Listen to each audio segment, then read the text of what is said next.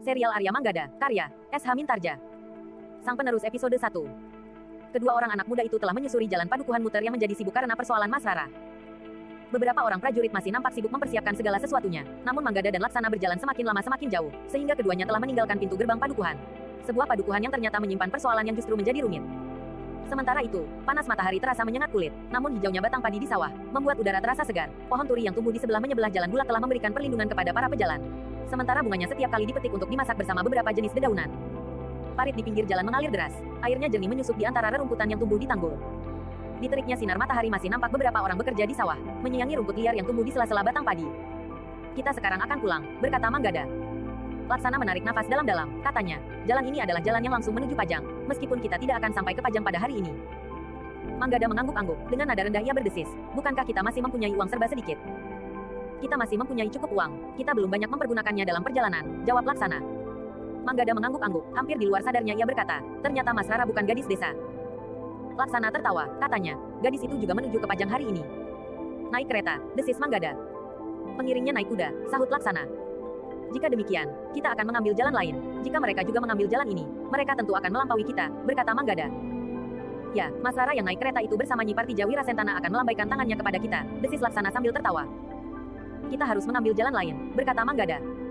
Sebenarnya lah, ketika mereka sampai ke simpang 4, Manggada telah mengajak Laksana berbelok meninggalkan jalan utama menuju ke Pajang. Dengan demikian, mereka telah menempuh jalan yang lebih kecil, namun mereka yakin bahwa mereka tidak akan dapat menunjukkan jalan yang menuju ke Pajang. Ternyata jalan yang lebih kecil itu justru telah melewati sebuah padukuhan yang besar. Di sudut padukuhan itu terdapat sebuah pasar yang agaknya cukup ramai di pagi hari. Menilik luasnya dan beberapa gubuk di tepi pasar yang dipergunakan oleh para pandai besi, maka pasar itu merupakan pasar yang cukup penting. Setidak-tidaknya di hari pasaran sepekan sekali. Tetapi ketika keduanya melewati jalan di sebelah pasar itu, maka pasar itu sudah menjadi sepi. Meskipun demikian, masih juga ada sebuah kedai yang masih dibuka, bahkan masih ada 1-2 orang di dalamnya. Kita berhenti sebentar, aku haus, desis Laksana. Manggada mengangguk, ia pun merasa sangat haus setelah berjalan di bawah teriknya matahari di bulak panjang. Di kedai itu Manggada dan Laksana mendengar beberapa orang yang telah ada di dalamnya berbicara tentang padukuhan mereka. Ternyata mereka adalah orang-orang yang tinggal di sekitar pasar itu. Seorang di antara mereka berkata, ternyata keadaan mulai menjadi buruk lagi. Perselisihan di antara kedua orang yang berpengaruh itu akibatnya tidak hanya menimpa mereka dan keluarga mereka, tetapi orang-orang yang terkait dalam kerja dengan mereka pun terpengaruh pula. Manggada dan Laksana yang sedang minum minuman hangat itu pun tergoda untuk mendengarkannya. Namun kemudian keduanya menarik nafas dalam-dalam hampir bersamaan. Ternyata yang mereka bicarakan benar-benar persoalan keluarga. Seorang yang lain berkata, lamaran yang semula nampaknya akan diterima itu, kenapa tiba-tiba saja telah ditolak? Kau benar-benar tidak tahu sebabnya, orang pertama bertanya. Tidak. Itulah, semula keadaan membaik, keduanya nampaknya akan mengizinkan anak-anak mereka menikah. Tetapi tiba-tiba keadaan menjadi buruk lagi ketika mereka mulai berbicara tentang air yang mengalir di antara sawah-sawah mereka yang sudah lama menjadi sengketa, jawab orang pertama. Yang lain mengangguk-angguk, mereka mengerti bahwa persoalan air telah menjadi persoalan yang berkepanjangan di antara kedua keluarga dari orang-orang yang berpengaruh di padukuhan itu. Nampaknya perselisihan itu akan diakhiri dengan perkawinan antara anak-anak mereka, tetapi perkawinan itu pun telah urung pula. Manggada dan Laksana tidak menaruh banyak perhatian tentang persoalan keluarga itu, namun yang kemudian menarik adalah justru ketika mereka berbicara tentang pasar yang cukup luas itu. Dari pembicaraan mereka, Manggada dan Laksana dapat mengetahui bahwa pasar itu adalah pasar yang terbesar di antara 3 buah pasar yang ada di Kademangan mereka. Justru lebih besar dari pasar yang ada di Kademangan induk. Namun pembicaraan mereka terputus ketika 2 orang di antara mereka harus meninggalkan kedai itu. Kami masih harus melihat air. Jika kotak sawah kami sudah penuh, kami harus menutupnya. Kotak-kotak sawah yang lain tentu membutuhkannya, berkata salah seorang dari mereka yang meninggalkan kedai itu. Manggada dan Laksana pun kemudian telah membayar harga minuman dan beberapa potong makanan. Ketika mereka keluar dari kedai itu, matahari sudah condong di sisi barat. Keduanya pun kemudian telah melanjutkan perjalanan melewati lorong di dalam padukuhan yang cukup besar itu. Beberapa rumah di pinggir jalan itu memang cukup besar dan rapi. Agaknya padukuhan itu termasuk padukuhan yang berkecukupan. Namun ketika Manggada dan Laksana melewati 3 padukuhan yang disekat oleh bulak-bulak panjang, matahari sudah menjadi sangat rendah. Sebentar lagi senja tentu akan segera turun. Apakah kita akan bermalam di sini? Bertanya Manggada. Laksana termangu-mangu. Padukuhan itu memang tidak sebesar padukuhan yang memiliki pasar terbesar di Kademangan itu. Tetapi nampaknya padukuhan itu cukup ramai. Kita bermalam di padukuhan yang kecil dan sepi saja, berkata Laksana. Kenapa? Bertanya Manggada. Nampaknya di sini terlalu sibuk. Jika bermalam di Banjar, agaknya di Banjar padukuhan itu pun banyak terdapat anak-anak muda atau orang-orang lain dengan kesibukannya, jawab Laksana. Manggada mengangguk, katanya, baiklah, kita melintas 1 bulak lagi. Keduanya pun telah meneruskan perjalanan. Langit pun menjadi semakin suram. Matahari telah semakin rendah dan kemudian bertengger di punggung bukit. Namun sejenak kemudian, senja benar-benar turun. Kedua anak muda itu telah memasuki sebuah padukuhan yang lebih kecil dan lebih sepi, sehingga Laksana menganggap bahwa tempat itu adalah tempat yang paling baik untuk beristirahat. Apalagi di pinggir padukuhan itu terdapat sebuah sungai kecil yang airnya cukup jernih. Karena itulah, kedua orang anak muda itu telah menuju ke Banjar Padukuhan ketika malam mulai turun. Ternyata banjar padukuhan yang tidak begitu besar itu nampak sepi. Lampu memang sudah dinyalakan, tetapi tidak ada seorang pun yang nampak di banjar maupun di halamannya. Agaknya orang yang menyalakan lampu minyak itu telah pergi pula meninggalkan banjar yang kosong itu. Manggada dan Laksana termangu-mangu sejenak, namun Manggada pun kemudian berdesis, suasana yang sesuai dengan keinginanmu, sepi. Ah, Laksana berdesah, kita bertanya di rumah sebelah. Keduanya telah pergi ke rumah di sebelah banjar itu, rumah yang juga tidak begitu besar meskipun halamannya cukup luas, namun nampaknya tidak cukup terpelihara. Ternyata pintu rumah itu sudah tertutup, perlahan-lahan agar tidak mengejutkan pemilik rumah itu. Manggada mengetuk pintunya. Sejenak kemudian, pintu rumah itu memang terbuka. Seorang laki-laki yang sudah lewat setengah abad berdiri termangu-mangu di belakang pintu. Siapa yang kalian cari anak-anak muda? Bertanya laki-laki itu. Manggada pun kemudian menjelaskan, bahwa ia sekadar ingin bermalam di banjar. Tetapi banjar itu ternyata kosong meskipun lampu telah menyala. Oh, mari silahkan. Akulah yang telah menyalakan lampu di banjar itu. Orang tua itu ternyata cukup ramah. Tetapi kami hanya ingin mohon izin untuk bermalam di banjar, berkata Manggada. Banjar kami seluruhnya terbuka anak-anak muda, jawab orang tua itu. Angin malam akan berhembus mendinginkan darah kalian. Karena itu, jika kalian ingin bermalam, marilah, bermalam saja di rumahku. Aku jugalah yang melayani banjar itu, sehingga bagiku, kalian lebih baik bermalam di sini daripada di banjar. Jika ada air panas, aku tidak usah membawa ke banjar. Tetapi, kami tidak ingin membuat Kiai menjadi sibuk, jawab Manggada. Kami hanya ingin tidur. Itu saja. Sudahlah, marilah, jangan segan-segan. Di rumah ini aku juga hanya sendiri. Orang tua itu masih saja mempersilahkan. Manggada dan Laksana tidak dapat menolak. Mereka pun kemudian telah melangkah masuk ke rumah orang tua itu. Seperti halamannya yang kurang terpelihara, isi rumah itu pun agaknya kurang terawat. Apalagi perabot rumah itu memang cukup sederhana. Tidak ada barang-barang yang berharga yang tampak. Tentu saja keduanya tidak tahu, apakah orang tua itu mempunyai simpanan atau tidak. Duduklah, orang tua itu mempersilahkan. Manggada dan Laksana pun duduk di sebuah amben yang besar. Ketika orang tua itu masuk ke sentong kiri sejenak, Manggada dan Laksana sempat memperhatikan isi rumah itu. Selain amben besar tempat mereka duduk, mereka hanya melihat sebuah geledek bambu yang agak besar. Ajuk-ajuk, tempat orang tua itu meletakkan delupak minyak lentik yang sudah menyala. Apinya tampak bening dan tidak terlalu banyak mengeluarkan asap kehitam-hitaman. Sejenak kemudian, orang tua itu telah keluar dari sentong kiri. Ternyata ia telah membenahi pakaiannya, dikenakannya baju yang lebih pantas, serta merapikan rambutnya yang panjang di bawah ikat kepalanya. Di sini Angger berdua tentu merasa lebih hangat daripada di banjar, berkata orang tua itu. Tetapi kami benar-benar tidak ingin merepotkan Kiai. Kami hanya ingin tidur. Besok pagi-pagi kami ingin melanjutkan perjalanan, jawab Manggada dan Laksana. Angger berdua akan pergi kemana? Bertanya orang tua itu. Manggada dan Laksana sempat menceritakan serba sedikit tentang perjalanannya. Mereka mengatakan bahwa mereka ingin pulang. Apakah Angger berdua sudah tahu jalan manakah yang harus Angger lalui? Bertanya orang tua itu. Tidak terlalu sulit, Kiai. Bukankah setiap orang akan dapat menunjukkan jalan ke Pajang? Setelah sampai di Pajang, kami dapat dengan mudah mencari jalan pulang, jawab Manggada. Orang tua itu mengangguk-angguk. Katanya, baiklah jika demikian. Tampaknya, Angger berdua telah berpengalaman menempuh perjalanan.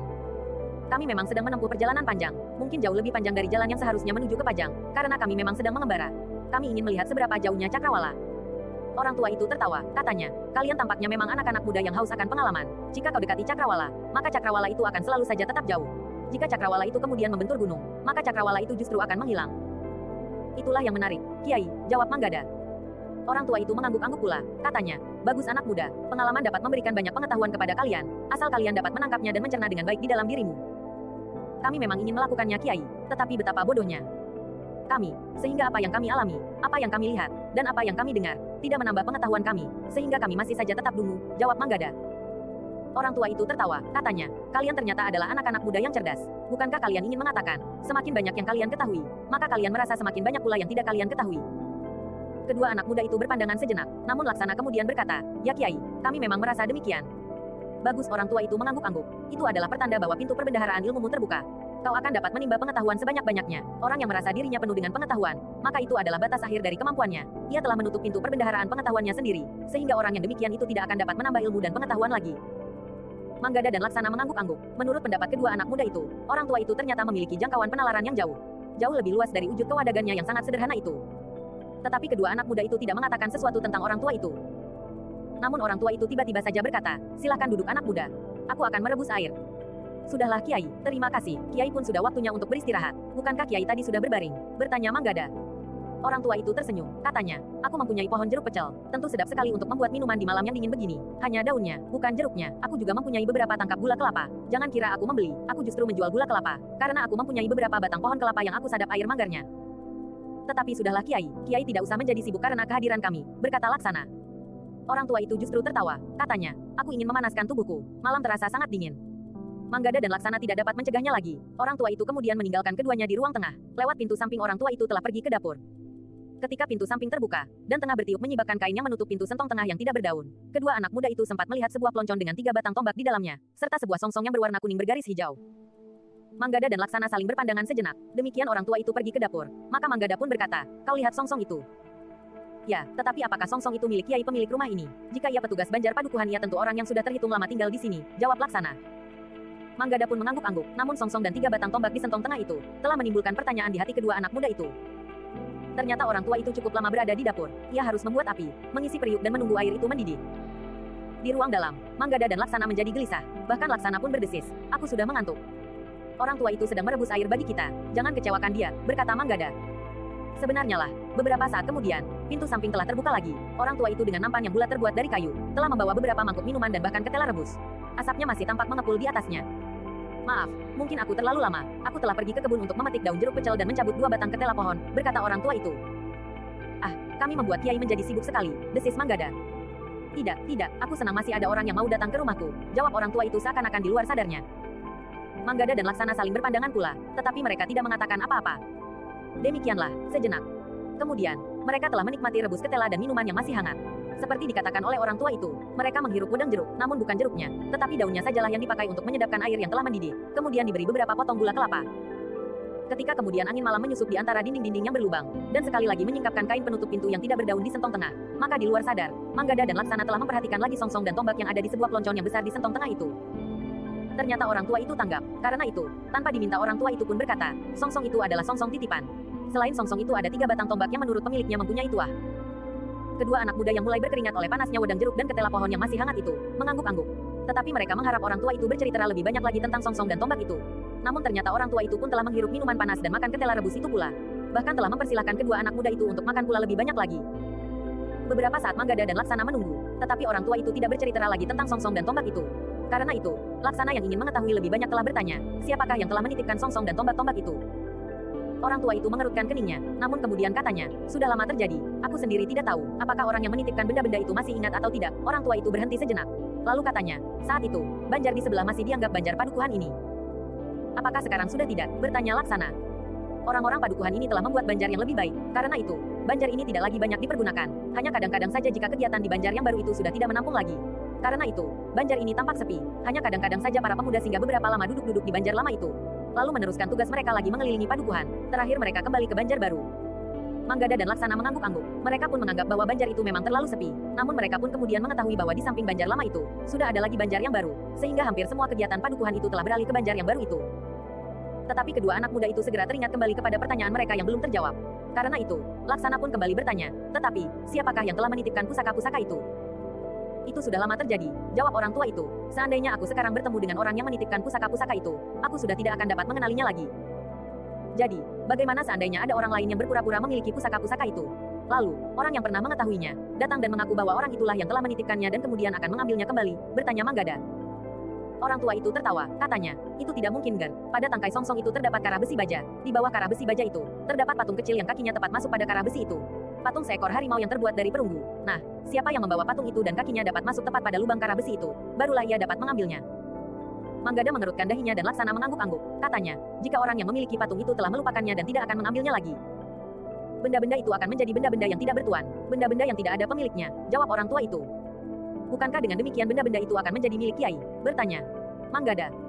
Ah, orang tua itu tertawa, katanya, tidak pantas aku memiliki benda-benda seperti itu. Yang pantas bagiku adalah cangkul dan barangkali bajak dan garu. Manggada dan Laksana saling berpandangan sejenak, namun kemudian Manggada pun bertanya, kenapa patung kecil itu dilepas, Kiai? Apakah sengaja untuk menjadi pertanda bagi pemiliknya, atau karena perhitungan lain? Yang penting adalah pertanda itu. Tanpa pertanda itu, tidak seorang pun dapat mengambilnya. Tetapi sebenarnya patung kecil itu sejak sebelumnya memang sudah dilepas. Pemilik songsong itu tidak sampai hati melihat patung harimau yang kakinya melekat pada kara tangkai songsong itu. Jika songsong itu diletakkan pada tangkainya, maka kepala harimau itulah yang akan menjadi tumpuannya, jawab orang tua itu. Manggada dan Laksana mengangguk-angguk, sambil tersenyum. Manggada bertanya, apakah orang yang memiliki songsong itu seorang yang hatinya sangat lembut, sehingga merasa belas kasihan terhadap sebuah patung? Ya, orang tua itu mengangguk-angguk, seorang yang hatinya memang sangat lembut. Seorang yang ramah dan berpandangan luas. Apakah ia datang seorang diri dengan membawa songsong dan pusaka-pusaka itu? Bertanya Laksana. Tidak, ia datang dengan beberapa orang pengiringnya, jawab orang tua itu. Lalu katanya, tanpa mau mengatakan tentang dirinya, asalnya dan tujuannya. Ia hanya mengatakan bahwa ia menitipkan songsong dan pusaka-pusaka itu. Pada suatu saat, akan diambilnya dengan pertanda yang dibawanya. Tetapi ternyata, sampai sekarang benda-benda itu masih belum diambilnya. Sudah berapa tahun benda itu ada di sini? Bertanya Manggada. Sudah lama, jauh sebelum Raden Panji Prangpranata berkuasa di daerah ini, jawab orang tua itu. Jadi kekuasaan Raden Panji Prangpranata juga terasa sampai di sini? Bertanya Manggada. Ya, Raden Panji yang semula menjadi gantungan harapan rakyat dengan menghalau kerusuhan di daerah ini, ternyata kemudian justru mencemaskan sekali, jawab orang tua itu. Apakah Raden Panji sering datang kemari? Bertanya Laksana. Perempuan di sebelah, kira-kira berantara 4 rumah dari rumah ini, telah diambil menjadi istrinya. Tetapi entah apa yang terjadi, perempuan itu telah meninggal, jawab orang tua itu. Manggada dan Laksana mengangguk-angguk. Jarak padukuhan itu dari pusat pengendalian pasukan Raden Panji tidak jauh berbeda dengan jarak antara Muter dan tempat tinggal orang tua itu. Untunglah bahwa Raden Panji tidak mengetahui songsong dan pusaka-pusaka yang ada di rumah ini. Jika ia mengetahui, mungkin benda-benda itu sudah diambilnya, berkata orang tua itu pula. Namun kemudian Manggada berkata, Raden Panji telah diganti Kiai. Hei, orang tua itu terkejut. Dari mana kau tahu? Aku baru saja dari Muter. Peristiwa pergantian kedudukan itu terjadi di Muter, jawab Manggada. Siapakah yang menggantikan kedudukan Raden Panji sekarang? Bertanya orang tua itu. Ki Panji Wiratama, jawab Manggada. Orang tua itu mengangguk-angguk, katanya, aku belum mengenalnya, tetapi mudah-mudahan caranya memerintah lebih baik dari Raden Panji Prangpranata. Tampaknya begitu Kiai, jawab Manggada. Petugas yang baru itu tentu saja tidak tahu bahwa di rumah ini ada benda-benda pusaka yang dititipkan. Jika mereka mengetahui, dan berusaha untuk mengambilnya tanpa menunjukkan penanda sebagaimana yang dipesankan oleh pemiliknya, aku tentu menjadi sangat bingung. Aku tidak berani menolak, tetapi aku juga tidak berani memberikan, berkata orang tua itu. Ki Panji Wiratama tidak akan berbuat seperti Raden Panji, berkata Manggada, menilik sikapnya dan langkah-langkah yang diambilnya. Sebelum memegang kekuasaan, desis orang tua itu. Ya, sebelum menggantikan kedudukan Raden Panji, jawab Manggada. Itu langgar, kadang-kadang seseorang dapat berubah karena kedudukannya, kelengkapan. Duniawi yang mewarnai kehidupan seseorang, akan dapat menusuk sampai ke watak dan pribadinya, sehingga seseorang akan dapat menjadi orang lain.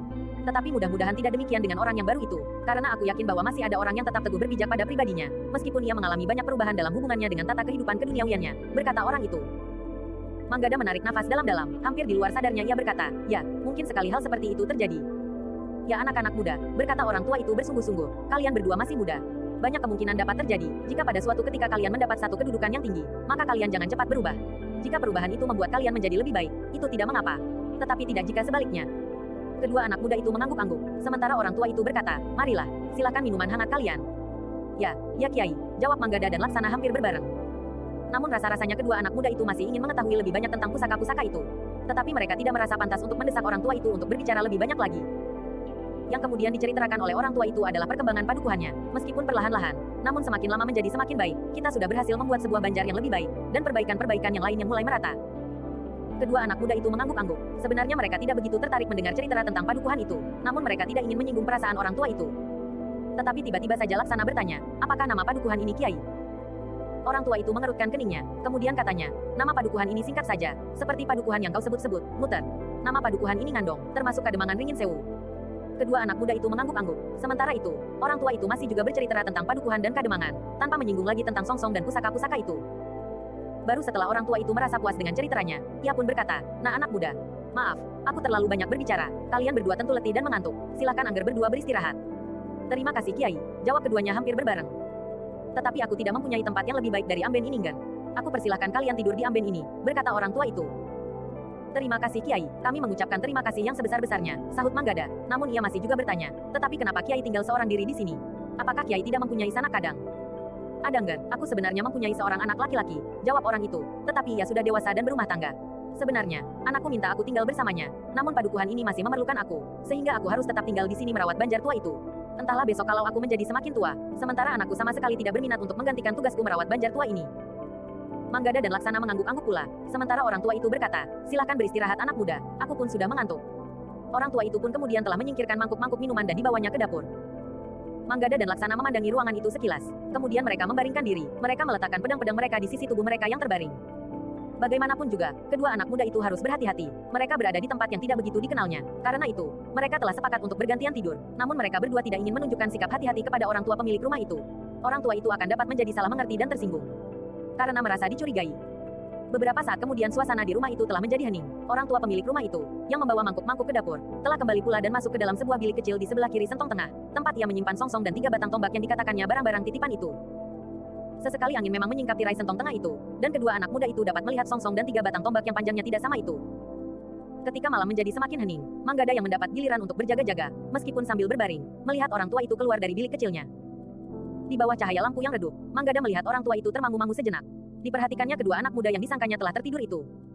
Perlahan-lahan orang tua itu melangkah ke sentong tengah, kemudian hilang di balik tirai yang tergantung di lubang pintu yang tidak berdaun itu.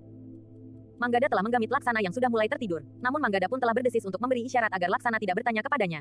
Dengan isyarat pula, Manggada menunjuk pintu sentong tengah yang tertutup oleh tirai itu. Tetapi ketika tirai itu tersingkap oleh angin yang menyusup lewat lubang-lubang dinding, kedua anak muda itu tidak melihat. Orang tua pemilik rumah itu berjongkok di depan peloncon tempat ia meletakkan songsong dan ketiga batang tombak itu. Tangannya diletakkannya pada peloncon itu, sedangkan kepalanya menunduk dalam-dalam. Hal itu dilakukannya beberapa saat, namun kedua anak muda itu tidak melihat orang tua itu keluar dari sentong tengah. Tangannya sibuk mengusap matanya, tanpa diketahui sebabnya. Apakah ada seekor binatang kecil masuk ke dalam mata tua itu, atau orang tua itu baru saja menangis. Namun sejenak kemudian, orang tua itu justru melangkah mendekati Manggada dan Laksana yang baru tidur, meskipun hanya berpura-pura.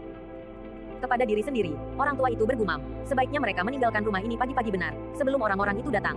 Sayang, mereka datang pada saat yang tidak baik. Jika saja tidak ada persoalan apapun, aku ingin menahannya barang 1-2 hari untuk menemani aku.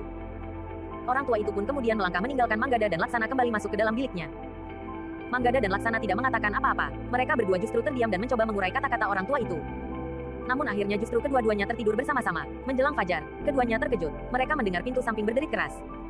Ketika keduanya terbangun, mereka melihat orang tua itu masuk membawa mangkuk minuman hangat. Agaknya orang tua itu sudah lebih dahulu bangun dan menjerang air di dapur. Hampir fajar, berkata orang itu sambil tersenyum. Silakan minum minuman hangat. Kalian tentu akan berangkat sebelum matahari terbit. Saat yang paling baik untuk memulai sebuah perjalanan. Mungkin kalian masih akan mandi lebih dahulu. Di belakang rumah ini ada pakiwan. Manggada dan Laksana kemudian bergantian pergi ke pakiwan. Bergantian pula mereka menimba air dengan timba upi yang tergantung pada senggot bambu yang panjang. Namun kedua anak muda itu sempat berbicara tentang kata-kata orang tua yang sama-sama dapat mereka dengar. Tampaknya akan terjadi sesuatu di rumah ini, berkata Manggada. Ya, itulah agaknya. Dengan sengaja ia membuka pintunya agak keras, agar kita berdua terbangun karena ternyata kita berdua telah tertidur bersama-sama, sahut Laksana. Ia menghendaki agar kita meninggalkan tempat ini pagi-pagi sekali, desis Manggada. Kita akan mengulur waktu, desis Laksana. Ya, aku pun ingin tahu apa yang akan terjadi. Apakah ada hubungannya dengan songsong dan tombak-tombak itu, sahut Manggada. Laksana mengangguk-angguk, mereka harus mendapatkan cara untuk dapat bertahan berada di tempat itu sampai orang-orang yang dimaksud oleh orang tua itu datang. Sejenak kemudian, mereka telah duduk di ruang dalam rumah orang tua yang tidak begitu besar itu. Minuman yang disediakan masih tetap hangat, wedang jahe dengan gula kelapa yang kehitam-hitaman. Mari Langger, orang tua itu mempersilahkan. Mumpung masih pagi, udaranya masih segar dan matahari pun belum mulai naik. Terima kasih Kiai, jawab Manggada sambil mengangkat mangkuknya. Demikian pula Laksana. Aku tidak dapat menyuguhkan apapun kecuali sekadar minum, berkata orang tua itu pula. Keduanya tidak menjawab, tetapi keduanya sibuk meneguk minuman hangat dengan gula kelapa yang menurut orang tua itu dibuatnya sendiri. Maaf anak-anak muda, berkata orang tua itu kemudian. Sebentar lagi, aku harus berada di kebun kelapaku. Aku harus menyadap legen untuk membuat gula, pekerjaan yang aku lakukan 2 kali sehari. Kiai masih memanjat dan menyadap sendiri, bertanya Manggada. Ya, aku lakukan itu setiap hari, pagi dan sore, berkata orang tua itu. Kiai, tiba-tiba saja Laksana berkata, apakah kami dapat membantu? Wajah orang tua itu berkerut, katanya, tidak, itu tidak perlu, aku justru ingin mempersilahkan Angger berdua mulai dengan perjalanan pagi-pagi, mumpung matahari belum terbit. Sementara aku pergi ke kebun kelapa, aku harus mulai pagi-pagi sekali agar tidak kesiangan. Kiai, berkata Manggada, kami berdua tidak tergesa-gesa. Kami ingin mengucapkan terima kasih dengan melakukan apa saja pagi ini. Nanti setelah matahari sepenggalan, kami akan melanjutkan perjalanan. Orang tua itu termangu-mangu sejenak, namun kemudian katanya, aku tahu, kalian berdua tentu masih ingin mendengar cerita tentang songsong dan pusaka-pusaka itu.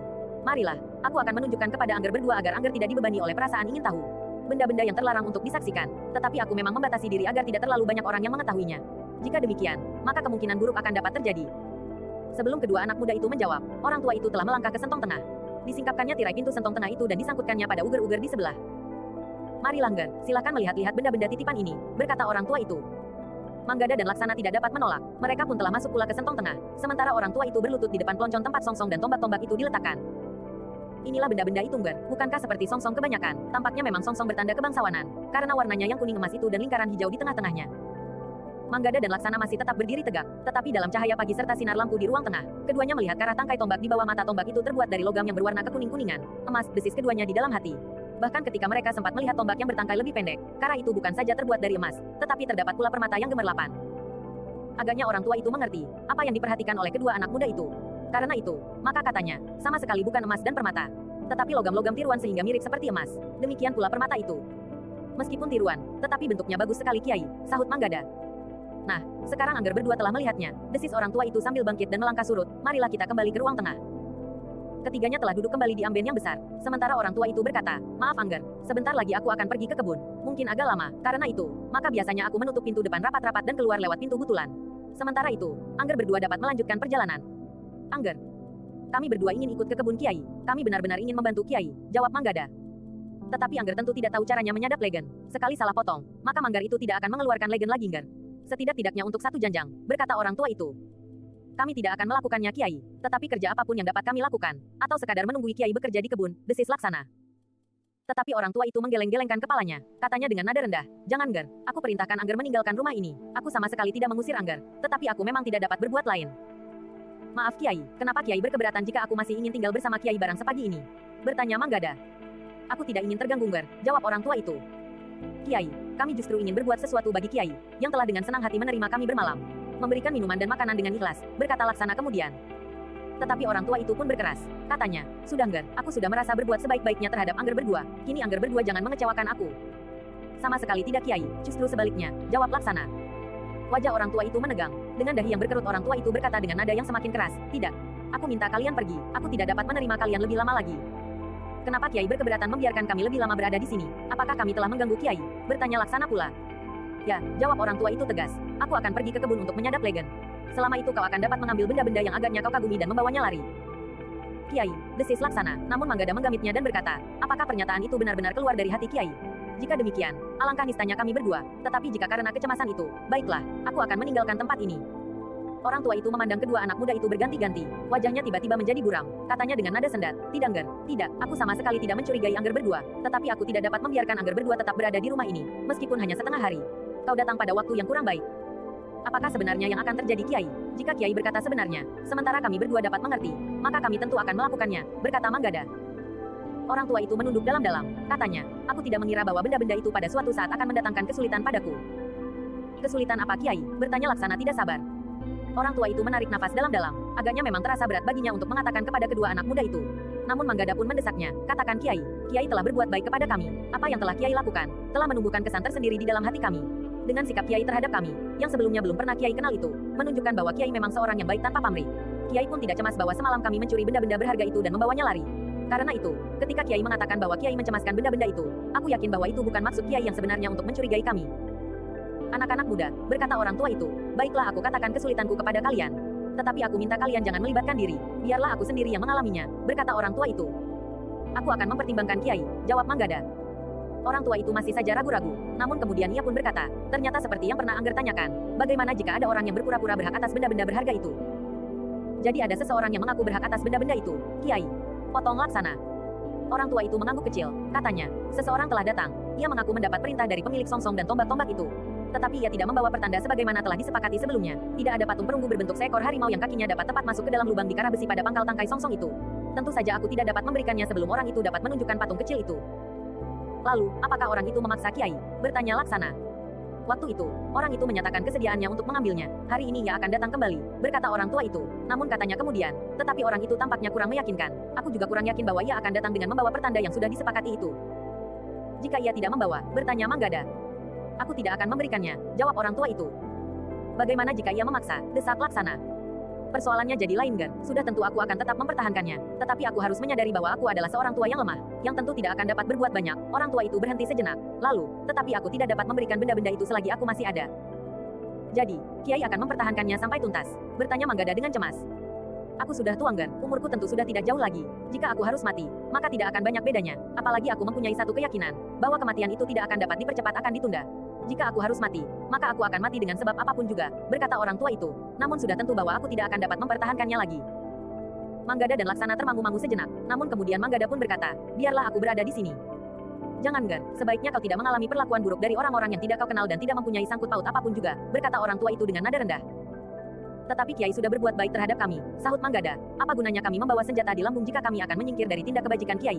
Aku akan tetap berada di sini dengan adikku. Orang itu menarik nafas dalam-dalam, katanya, aku sudah mencoba memperingatkan kalian. Ya, kami mengerti, segala sesuatunya adalah tanggung jawab kami sendiri Kiai, desis Manggada. Ternyata orang tua itu tidak dapat memaksa kedua anak muda itu untuk pergi. Ia memang menjadi cemas, namun sesuatu terasa bergetar di dalam hatinya. Anak-anak muda itu ternyata memiliki jiwa yang besar serta kesediaan untuk melindungi sesama yang mengalami kesulitan. Karena itu, orang tua itu tidak memaksa mereka lagi. Bahkan katanya kemudian, baiklah anak muda, jika kalian berkeras untuk tinggal, sekarang, marilah kita pergi ke kebun belakang. Aku akan menyadap Legend di belakang. Aku akan menyelarak pintu depan dan membuka pintu butulan yang langsung dapat diawasi dari kebun. Manggada dan Laksana tidak menjawab. Keduanya pun kemudian mengikuti orang tua itu keluar dari pintu belakang. Seperti kebiasaannya, orang tua itu membawa beberapa buah bumbung untuk mengganti bumbung yang telah dipasang kemarin sore. Mereka akan datang hari ini, desis orang tua itu sambil mendekati sebatang pohon kelapa. Manggada dan Laksana mengangguk kecil, namun mereka tidak menjawab. Sementara itu, orang tua itu pun telah mulai memanjat sebatang pohon kelapa dengan membawa satu di antara bumbung-bumbungnya yang diikatnya dengan tali sabut pada lambungnya. Meskipun orang itu sudah tua, namun dengan tangkasnya ia memanjat. Dalam waktu yang terhitung singkat, orang tua itu sudah bertengger pada pelepah pohon kelapa itu untuk melepas bumbung yang sudah terpasang. Kemudian memotong manggar itu dengan irisan-irisan tipis dan memasang bumbung yang baru untuk menerima. Titik-titik legen dari manggar yang telah diirisnya itu. Sejenak kemudian, bumbung legen yang baru saja dilepas itu pun telah dibawanya turun. Biarlah kami membantu membawa bumbung itu, Kiai, berkata Laksana. Orang tua itu tersenyum, katanya, biasanya aku melakukannya sendiri. Tetapi hari ini kami ada di sini, jawab Laksana. Orang tua itu tertawa kecil, tetapi ia tidak berkeberatan memberikan bumbung-bumbung itu kepada Manggada dan Laksana. Dari satu pohon, orang tua itu pergi ke pohon yang lain. Memang tidak cukup banyak, tetapi beberapa batang pohon kelapa ia telah memberikan beberapa bumbung legen yang dapat dibuatnya menjadi gula kelapa. Ternyata kerja itu telah membuat orang tua itu melupakan kegelisahannya, yang masih saja gelisah. Justru Manggada dan Laksana, setiap kali mereka berpaling ke arah pintu butulannya meskipun tertutup, tetapi tidak diselarak itu. Sementara mereka pun sadar, bahwa jika orang yang akan mengambil pusaka-pusaka itu datang, mereka tentu tidak akan masuk dengan diam-diam dan membawa lari benda-benda berharga itu. Ternyata sampai batang kelapa yang terakhir, belum ada seorang pun yang datang memasuki halaman rumah orang itu. Sehingga orang tua itu sempat mengerjakan pekerjaannya yang lain, menuang legen ke tempayan dan mempersiapkan pembuatan gula kelapa di serambi belakang rumahnya. Manggada dan Laksana yang dipersilahkan duduk di dalam, ternyata lebih senang menunggui orang tua itu bekerja. Keduanya masih mengagumi tenaga orang tua itu yang bekerja dengan tangkasnya. Sejenak kemudian, maka perapian pun telah menyala. Legen kelapa di tempayan itu pun kemudian diletakkan di atas perapian. Dengan kayu bakar yang dikumpulkan di kebun serta dicampur dengan daun-daun kering yang dikumpulkan pagi-pagi ketika menyapu halaman, maka legen kelapa itu direbus sehingga menyusut. Pada akhirnya, legen itu menjadi semakin lama semakin kental dan siap dituang di tempurung kelapa sebagai alat untuk mencetak gula kelapa. Namun orang tua itu sempat berkata kepada Manggada dan Laksana, "Tolong, cabut satu atau dua batang ketela pohon." "Untuk apa?" bertanya Manggada. "Kita masukkan ke dalam legen yang hampir siap dituang ini," berkata orang tua itu. Manggada dan Laksana tahu benar maksud orang tua itu. Karena itu maka keduanya pun telah berlari-lari ke kebun, mencabut masing-masing sebatang ketela pohon. Dengan cepat mereka mengupasnya dan mencucinya, kemudian membawa kepada orang tua di dapur rumahnya. Usai.